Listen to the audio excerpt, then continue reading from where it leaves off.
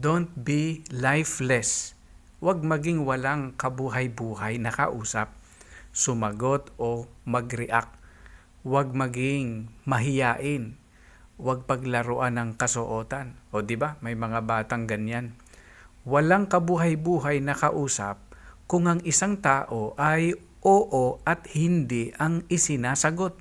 Wala siyang interes. Sana hindi tayo ganyan. Tandaan natin na ang pakikipag-usap ay gaya ng laro na nangangailangan ng dalawa o higit pang kalahok. Mahirap maglarong mag-isa. Sa larangan ng prosesong pangkomunikasyon, isang mahalagang elemento ang interaksyon.